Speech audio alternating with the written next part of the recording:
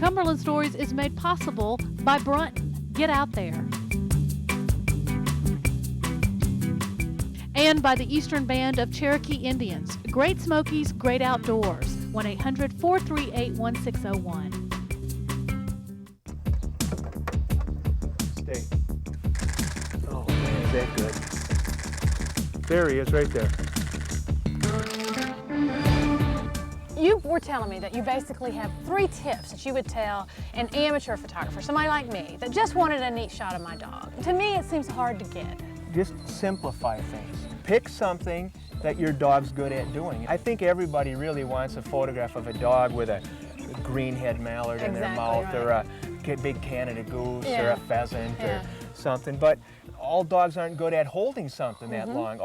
Sometimes they get sad and they're droopy. No, don't shoot that. Maybe they're really good and pretty at sitting, or they're really good at laying down and closing their eyes and sleeping. Shoot that. That's wonderful. When you talk about propping a shot, what kind of props do you like to bring? You got things in your truck that you bring on shoot?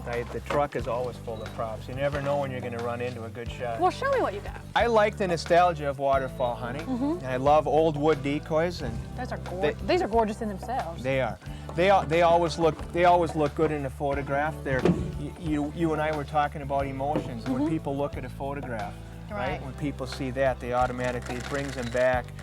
You know, it brings them back to maybe a better time in their life. You don't want it to overpower the shot. You want the dog to be the main focus of the shot, but just to suggest maybe a time or an era or a feeling that you're after in that shot. Maybe you're out goose hunting and you got your dog laying down there, and then put those decoys in the background. Maybe have them soft looking in the background. It suggests we're out goose hunting. It just puts the dog in the environment, right? That's right. An old gunning coat. This one happened to be my dad's. That's great. And I keep all that stuff. And these older things just have so much character. I look for, antique stores, anything. I look for props. Old hunting hats and this is actually an old fishing creel. Oh, but really? it's got great color. Yeah. It looks like an old gunning bag. It does. You might put shells in it. Yeah. I use that. Oh, these are great. Handmade duck calls, duck bands. And what do you use this for? That's a cap pistol. It's not a real handgun. Okay. It's a cap pistol. If I'm photographing a dog and I want a lot of action in the water, or they've got a bird in their mouth. Remember we were talking about, they got a bird in their mouth, sometimes they're real droopy. Mark, you just pop a cap pistol and up they go. What about exposure? I don't want to talk about apertures and film speeds and all that stuff. Just think about, light, your available light that you have. If it's going to be a bright day, it's better to shoot early in the morning or late in the evening. Then it's not too contrasty, and your camera meter will meter that. It won't lie to you. Right. We always hear people talk about the golden hour, and that's really not only is the light softer, but I think it kind of changes color, don't you? Well, you get that warm amber cast to everything.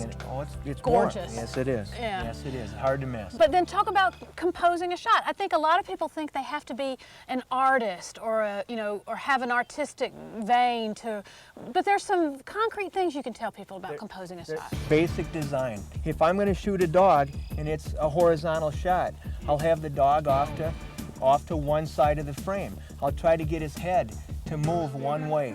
And the way he's looking, I'll have 2/3 of that frame as dead space. I think that space suggests a larger thought. And adds drama. It adds drama to the photograph.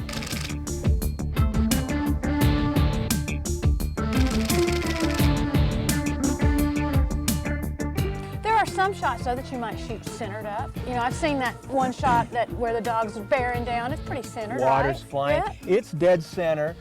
It's dead center this way.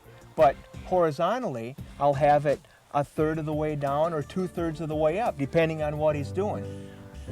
And I get that request a lot from people. Just as something fun to do. Would you shoot a photograph of the dog with the family? Again, get them all doing the same thing. If you can get your dog to sit or you get your dog to lay down, if your dog wants to lay down, then everybody get down. Oh. Get down, lay down, relax. Just like you're all chilling. I like to get all the eyes in one spot. You're going through film and this child's eyes are out here, the dog's looking over here. I want them all there. So get somebody else to go in back of the camera. Maybe the dog likes a treat. hold up a treat. Make sure he knows you have it. Right. Move the treat, and then tell everybody else in the picture, look at that That's a treat. great tip. Then shoot. Then you're all looking at it. Yeah. You'll get the shot. That's great. That's great. What about kids? Always good shots of dogs and kids, right? That's easy to shoot. That's like falling Just- off of. Just hold the camera on him and keep shooting. Yeah. They'll do something.